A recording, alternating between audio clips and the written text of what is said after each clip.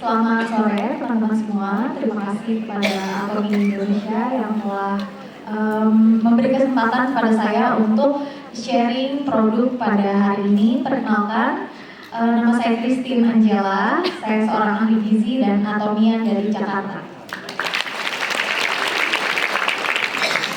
Oke, saya mau minta tolong teman-teman berpartisipasi dalam survei singkat ya. Jadi kalau misalnya kita pernah ke apotek gitu, biasanya di apotek tuh nanyanya apa sih?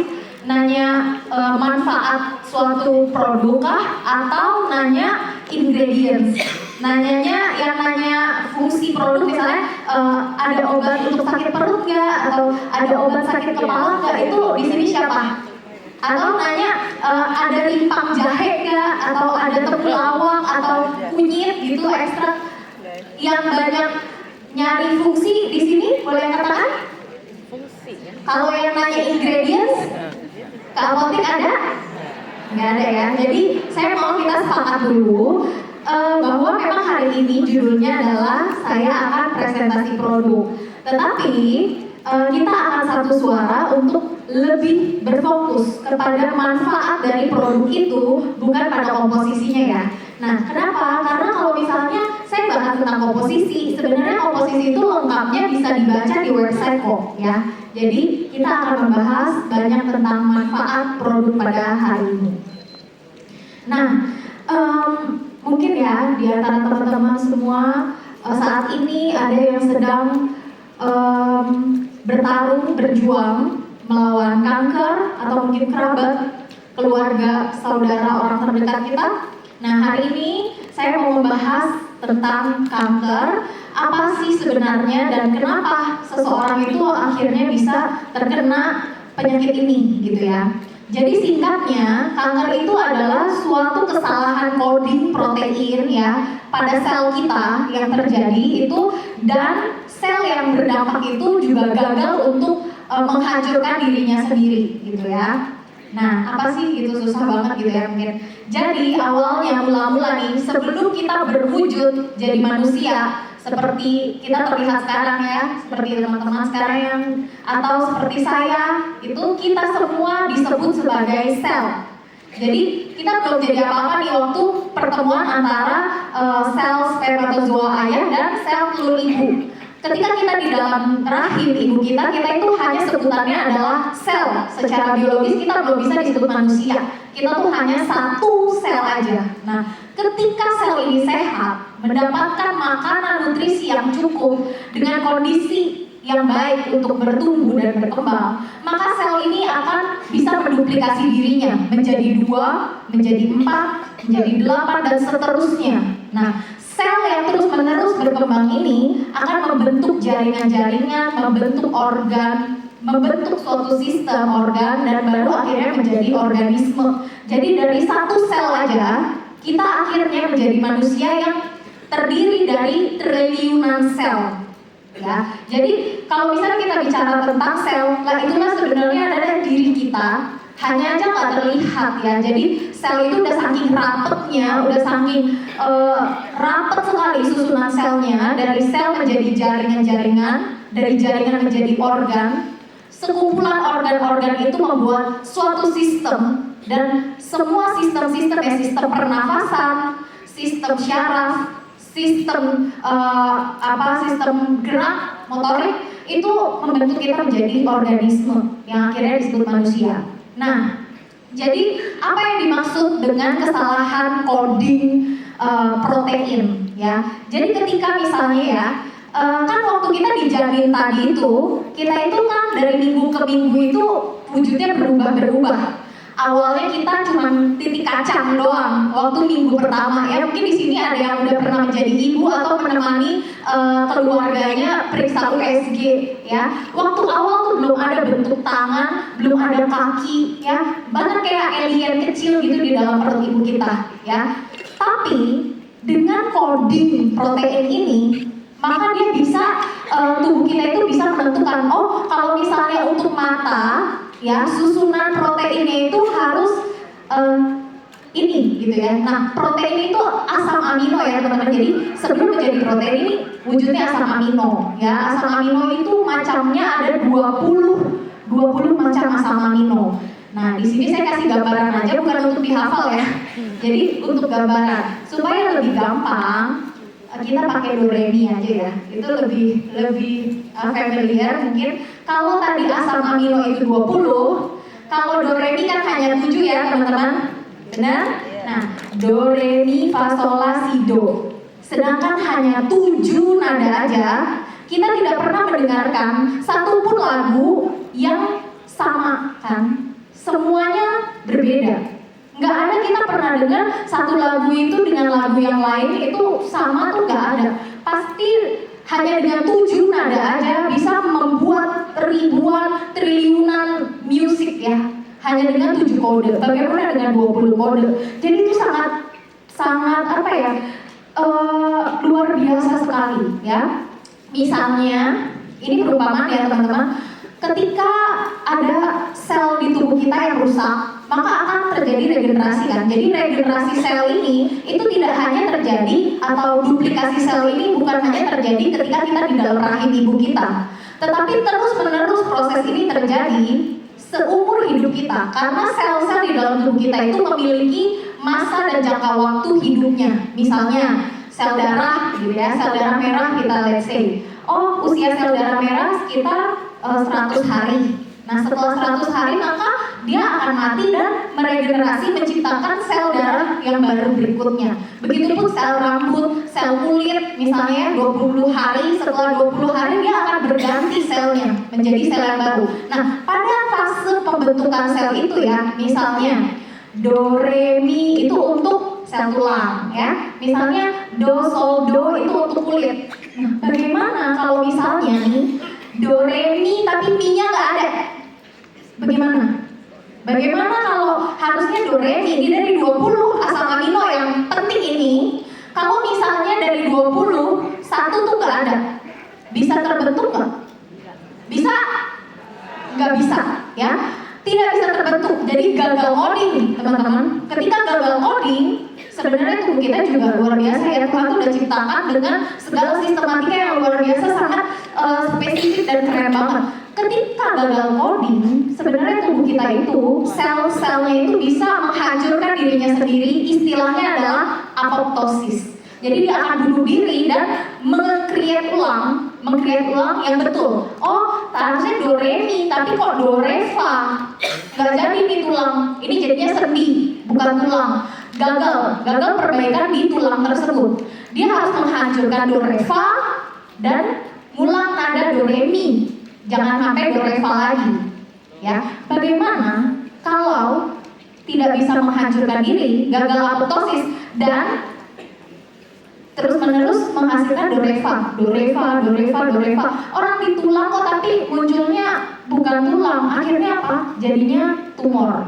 Setelah jadi tumor, nggak bisa berhenti, akhirnya menjadi sebuah keganasan. Nah itulah menjadi kanker, gitu ya teman-teman.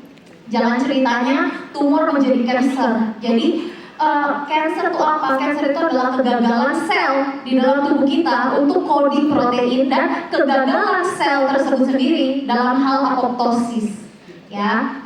Nah, sekarang treatment apa sih yang ada selama ini di dunia yang kita tahu untuk menangani cancer? Pertama ada surgery, ya, insisi atau operasi gitu ya. Oh dia ada kanker gitu di breast, di payudaranya, jadi kita operasi ya gitu. Atau ada kemoterapi, atau ada radiasi ya, ada beberapa treatment. Nah tetapi pada tindakan medis teman-teman, semua treatment itu akan ditentukan oleh dokter ya. Biasanya itu mana lebih besar, apakah manfaatnya lebih besar atau resikonya yang lebih besar gitu ya.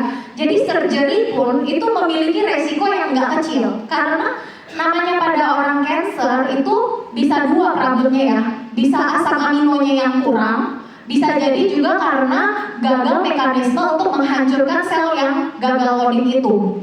Nah, kalau misalnya surgery artinya kan terjadi perlukaan ya teman-teman. Kalau terjadi perlukaan berarti kan banyak kematian sel. Berarti dia harus regenerasi dulu kan? Nah, ketika regenerasi ulang, kalau misalnya nggak ada tetap asam amino yang dia butuhkan, artinya kan salah terus. Semakin parah. Nah, makanya dokter pasti biasanya akan menjelaskan resiko ini. Ibu, kita akan melakukan tindakan ini, tapi nanti ada resiko begini, gitu ya. Nah, terus bagaimana kalau dengan kemoterapi? Nah, pada kasus kemoterapi, itu sebenarnya tujuan obat itu obat keras sekali teman-teman. Obat kemoterapi itu obat yang luar biasa keras ya.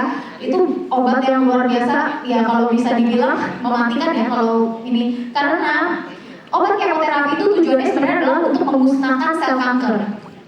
Tujuannya ya, menghentikan pertumbuhan sel itu. Tetapi kenyataannya kemoterapi ini tidak selektif. Artinya tidak selektif apa? Artinya dia tidak bisa memilih mana sel yang kanker, mana sel yang sehat. Dia tidak bisa pilih. Dia akan musnahkan seluruhnya. Dia akan menjadi kematian bagi seluruh sel. Ya, jadi dia akan memusnahkan juga yang sel yang kankernya, tapi juga menyebabkan kerusakan dan kematian pada sel yang sehat. Itulah kenapa pada kemoterapi orang umumnya jadi lemas gitu ya, terus udah gitu akhirnya rambut rontok gitu, problem metabolik. Jadi rata-rata justru dengan terapi dan pengobatan pada kasus cancer itu banyak pejuang yang gugur bukan karena cancernya sendiri, tetapi karena tidak tahan dan tidak kuat terhadap efek samping pada pengobatan gitu ya. Nah, ada beberapa opsi pengobatan yang lain yang lebih low risky, lebih rendah resiko. Tetapi umumnya pada pengobatan yang lebih rendah resiko ini itu memerlukan biaya yang lebih besar, teman-teman. Ya. Nah, sekarang saya nggak tahu ya, mungkin di antara kita semua di sini, saya berharap sekali sharing hari ini bisa menjadi jawaban dari doa ya, karena di Atomi itu ada satu produk nomor 1 ya, ini adalah produk unggulannya Atomi, namanya Hemohim teman-teman. Nah ya silahkan temukan seperti cerita Ibu Ida ya, Hemohim ini benar produk nomor 1 dan dia mengalahkan penjualan ginseng merah bahkan di negaranya ya. Ini begitu luar biasa. Kita harus kenal ya, mungkin di sini ada teman-teman yang baru pertama kali datang ke sini dan tidak tahu apa itu Hemohim. Hemohim ini adalah substrat, dia adalah bentuknya cairan, suplemen. Kalau misalnya kita mau sebut di sini tuh ya mirip tolak A gitu ya. Nah, tapi agak lebih kental dan ini bukan standarnya lokal lagi teman-teman. Jadi sertifikasinya itu bukan hanya sekedar BPOM aja ya, tapi juga udah melewati banyak proses dan tahap. Dia memiliki banyak paten dari 22 negara besar ya. Nah, di sini saya mau cerita sedikit tentang story of the Hemohim. Hemohim ini lahir dari pemikiran seorang dokter ya, Dokter Cho Jung Ki kan kalau saya, nanti mungkin boleh dikoreksi kalau saya salah. Dokter ini di tahun 1997 dia cerita, dia ini setelah bekerja 11 tahun di rumah sakit khusus cancer, dia melihat sangat banyak sekali pasiennya dia itu yang mengalami kelelahan fisik akibat mendapatkan treatment dan pengobatan kemoterapi gitu ya, dan radiasi. Nah, lalu dia pikir bagaimana jika ada suatu tambahan makanan yang bisa untuk membuat mereka kuat. Jadi sebagai support system pengobatan ya, bukan pengganti pengobatan. Jadi si dokter ini berpikir bagaimana jika ada support system, makanan pendamping untuk menyertai pengobatan dan terapi kemoterapi dan radiasi gitu ya. Jadi akhirnya dari 1997 itu dia mengumpulkan banyak peneliti yang berdedikasi dan menghabiskan waktu bertahun-tahun untuk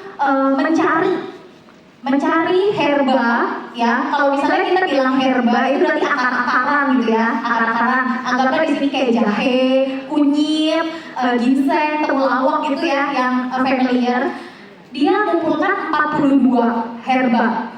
Dan dari 42 itu dipilih 3 herba terbaik yang non toksik. Artinya apa? Sangat aman jika kita konsumsi bertabrakan dengan satu jenis makanan yang lain, dia tidak akan menimbulkan reaksi racun. Jadi non toksik. Artinya kita nggak perlu takut konsumsi dia setiap hari. Tidak sama halnya seperti kita minum obat. Kita minum Hemohim itu seperti rasa kita oh kalau gitu kita nggak usah takut. Oh betul. Kayak misalnya ada nggak yang takut makan tumisan bawang putih setiap hari, kan nggak ada gitu ya. Nah itulah dia membuat produk ini sedemikian aman ya untuk kita konsumsi. Dan ini itu melewati proses penelitian yang panjang sekali selama 8 tahun, menghabiskan miliaran won untuk penelitian produk ini, dan jurnalnya itu banyak sekali ya. Jadi kalau misalnya mungkin teman-teman ada keraguan, itu buat saya wajar karena kan kita jarang mendengar root atau akar nama Japonica atau Angelica gigas itu kan nggak familiar di telinga kita, tetapi udah ada bagiannya teman-teman yang bisa membuat kita yakin bahwa produk ini itu memang aman untuk kita konsumsi setiap hari ya. Itu adalah KRI dan penelitian ini itu sudah mendapatkan paten di 22 negara. Paten ini apa sih? Paten ini itu gak gampang untuk mendapatkan paten. Jadi kalau misalnya saya meneliti ya, kalau bidang saya medis, saya pernah meneliti tentang suatu penelitian untuk kelulusan saya. Nah, untuk mengklaim bahwa produk ini berdampak terhadap penyakit A gitu, kita itu nggak bisa hanya dengan satu proses penelitian aja, karena itu masih ngambang. Kita akan bilang, oh ada faktor X, ada faktor Y yang mungkin bukan literally karena produk ini. Bisa jadi karena lingkungannya juga membuat dia stres, bisa jadi karena dia jenis kelaminnya laki-laki dan perempuan aja udah berbeda gitu. Tetapi khusus untuk hemohim ini diteliti selama 8 tahun dan mendapat paten. Patennya dia tahu apa sih? Patennya dia ini ya, tanamannya dari 42 itu ada 3 tanaman ini. Ya, Angelica gigas, Japonica, ini nanti boleh dibaca ya di website. Nah, apa sih patennya hemohim? Patennya hemohim itu dia mengklaim produk ini dan sudah diakui kebenarannya bahwa ya betul bahwa produk ini yang dia klaim bisa untuk meningkatkan hemoglobin, bisa untuk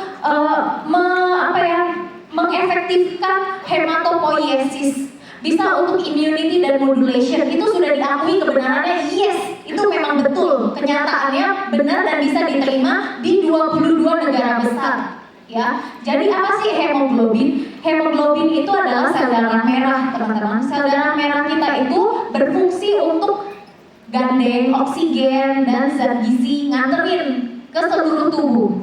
Misalnya, otak butuhnya omega 3. Oke, omega 3 nanti diantar ke situ. Nah, misalnya jantung perlunya apa? Nanti dia nganterin makanan ke jantung. Itu fungsinya dari si hemoglobin ya, darah merah. Lalu hematopoiesis itu apa sih? Hematopoiesis itu adalah pembentukan sel darah merah, sel darah putih dan trombosit di dalam sumsum tulang. Teman-teman, jadi dia membuat tubuh kita ini memproduksinya secara alami dan efektivitasnya meningkat gitu ya. Nah, terus modulation. Jadi atomi ini luar biasa ya, dapat paten modulation itu nggak gampang teman-teman. Jadi kalau kita mau dapat hak untuk mengklaim bahwa produk ini itu immunobooster itu gampang. Tapi kalau immunomodulation itu susah. Kenapa? Karena immunomodulation tidak sama sekali dengan immunobooster. Kalau immunobooster itu dia akan meningkatkan imun, ya hanya meningkatkan saja. Tapi kalau misalnya modulation artinya adalah membuatnya menjadi seimbang, balance. Misalnya, oh ternyata dia terlalu hipersensitivitas terhadap suatu jenis alergen. Akhirnya sistem imunnya terlalu bereaksi terhadap suatu alergen, jadi alergi, bentol-bentol. Justru hemohim akan suppress. Jadi kalau di sini ada yang pernah sinus, ya mungkin ada yang pernah mengalami pakai pengobatan ini belum berhasil, itu belum berhasil. Tapi kok saya minum hemohim tiba-tiba nggak berasa meler-meler lagi gitu ya? Karena dia ini bersifat sebagai immunomodulation. Jadi yang terlalu berlebihan imunnya dia suppress, bukannya terus dia jadi naik-naikin semua, enggak. Terus immunity. Nah hari ini yang akan saya bahas itu adalah terutama tentang immunity ya teman-teman. Hemohim ini klaimnya sudah diakui tentang dia bisa meningkatkan imunitas. Apa sih kekebalan tubuh itu? Tadi kita punya miliaran sel ya, betul teman-teman? Yang jagain siapa? Yang jagain sel kita obat? Bukan? Yang menjaga sel-sel kita yang miliaran itu adalah imun sistem. Ya, jadi imun sistem ini adalah suatu kemampuan tubuh untuk melawan virus, bakteri, kuman, apapun yang membahayakan bagi sel-sel di dalam tubuh kita. Nah, ini ya, kalau ini kan ada gambaran gitu. Nih, ini ya. Perumpamaannya di dalam tubuh kita itu ada dua jenis imun sistem. Ya, ada yang disebut dengan innate immune system dan ada yang disebut dengan adaptive immune system. Ya, hemohim ini berdampak di keseluruhan imun sistem. Ya, yang pertama adalah innate immune system. Innate immune system itu kalau bahasa Indonesianya adalah imun sistem kekebalan bawaan yang kita sudah bawa dari mula-mula kita lahir itu kita udah punya. Itu udah kita dipersenjatai dengan imun sistem bawaan. Semua kita ada, ya. Itu macam-macamnya apa aja? Ada neutrofil, basofil, ya. Terus ada mast cell, ada makrofag, terus ada juga natural killer cell di situ. Nah, natural killer cell ini istimewa, teman-teman. Dan hemohim bekerja untuk meningkatkan efektivitas, efisiensi kerja dari natural killer cell. Dari semua innate immune system ini, hanya natural killer cell yang bisa menghancurkan sel yang gagal apoptosis. Artinya hanya dia yang bisa berperang melawan sel kanker, ya. Bukan apapun juga, hanya natural killer cell. Oke? Kenapa sih di sini saya gambarin elite force?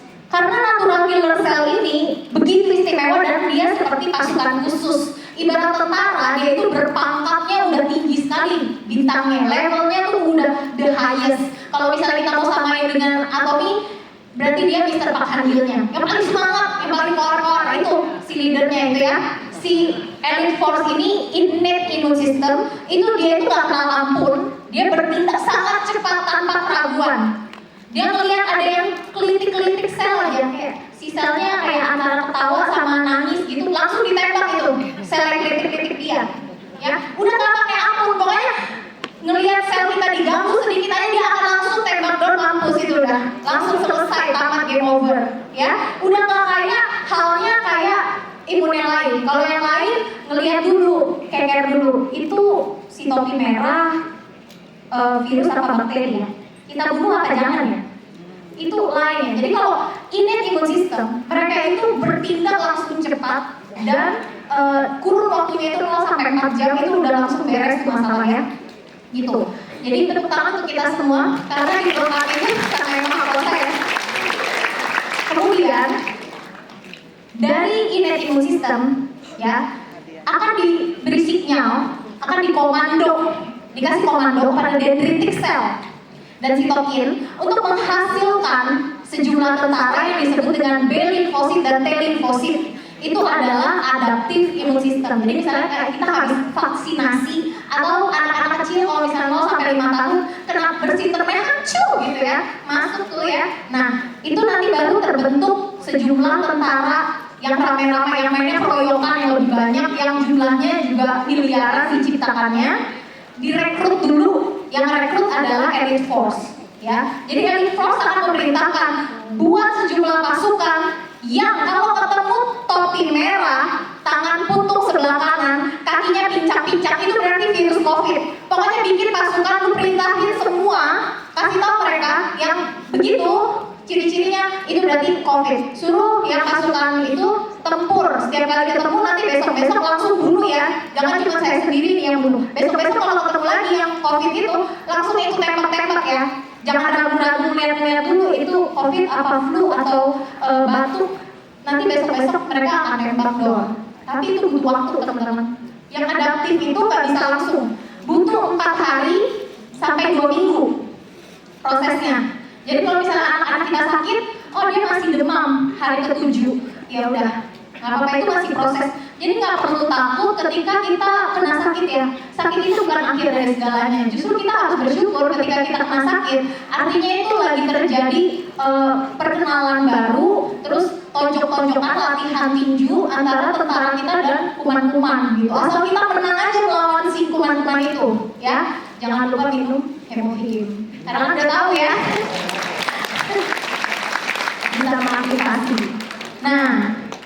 perbedaan obat dengan hemohim ya. Jadi kalau pada pengobatan itu teman-teman, itu ketika kita sembuh, dokter akan menyarankan kita untuk menurunkan jumlah dosis obat atau menghentikan obat itu sama sekali ya. Karena pada obat itu ada efek samping. Jadi lain halnya dengan food supplement atau nutrition correction. Nah, yang perlu teman-teman ketahui bahwa hemohim ini itu adalah statusnya dia ini adalah food supplement. Jadi dia ini tuh terindikasinya itu sebagai nutrition correction lah, ibaratnya dia suplementasi, bukan obat ya. Jadi kalau misalnya si obat itu harus berhenti, lain halnya dengan hemohim. Hemohim itu kita bisa konsumsi setiap hari. Bahkan dia sudah mendapatkan award choice. Jadi itu sudah dinyatakan, oh ya benar, ini benar-benar aman kok kalau misalnya kamu konsumsi setiap hari gitu ya. Perbedaannya. Jadi ini untuk siapa sih yang perlu perlindungan untuk miliaran sel? Siapa? Saya? Semua? Iya, semua orang ya. Bukan hanya pada kasus mereka yang sedang menjalani treatment atau pengobatan cancer, tetapi semua kita membutuhkannya, gitu ya. Terutama khususnya ya pelajar, ibu rumah tangga, atlet yang kegiatannya banyak menggunakan energi membuat dia kelelahan, itu sangat memerlukan. Kemudian elderly, orang tua kita yang sudah lanjut usianya ya, banyak fungsi-fungsi organnya yang sudah mengalami penurunan function. Hemohim itu bisa menjadi suplemen tambahan yang meningkatkan imunitas dan energi dia, gitu ya. Nah, meskipun sangat bagus, ini perlu notes banget ya teman-teman. Meskipun sangat bagus, hemohim itu bukan obat dewa teman-teman. Ya, sel kita juga membutuhkan banyak sekali makanan lain. Sel kita itu sejatinya perlu hampir semua jenis dan nutrisi gizi yang lainnya. Makanya kita juga perlu konsumsi beraneka ragam makanan ya, warna-warni dan lain sebagainya selain hemohim ya. Terus makanan utamanya tentara tubuh kita tuh harus tahu makanannya apa. Tentara tubuh kita itu konsumsi utamanya adalah protein dan vitamin C. Jadi kalau di sini yang ada lagi sakit, makan bubur putih doang. Mulai sekarang buburnya tambahin telur ya, karena kan telur protein.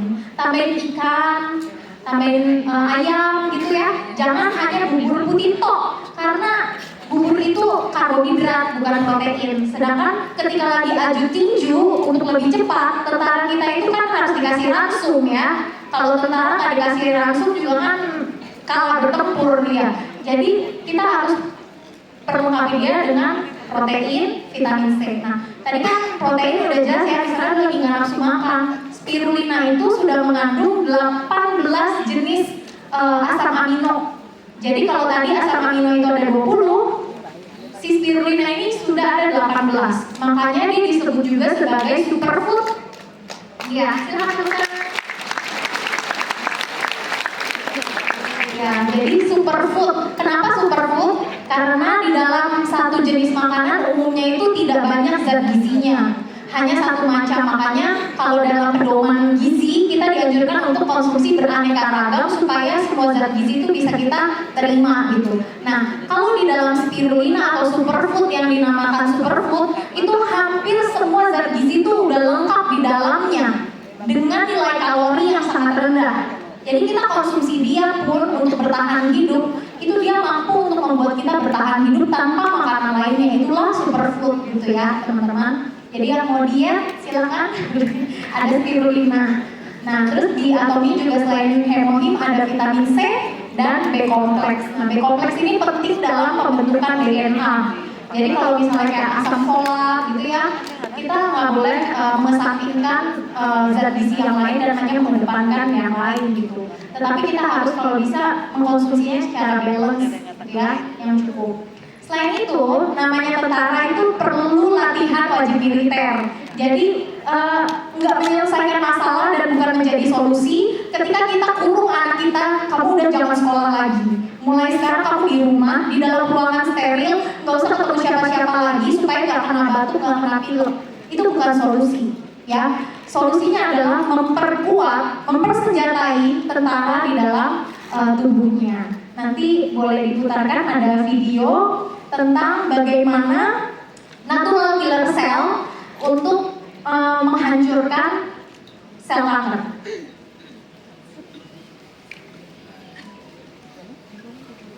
Yang pink itu natural killer cell.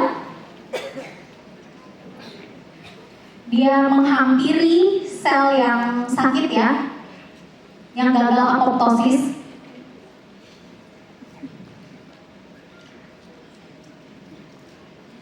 Dia nggak berhasil untuk apoptosis. Akhirnya begitu dimakan dia baru bisa apoptosis gitu ya, begitu diserang. Oke, sekian presentasi saya, semoga bermanfaat untuk kita semua.